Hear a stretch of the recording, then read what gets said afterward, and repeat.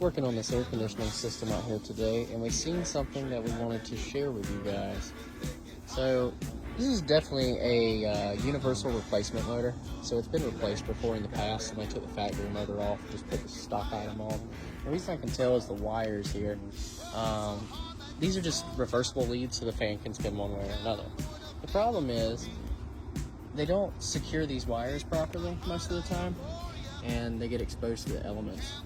So what can happen is over time, see in this one here, the wires will crack,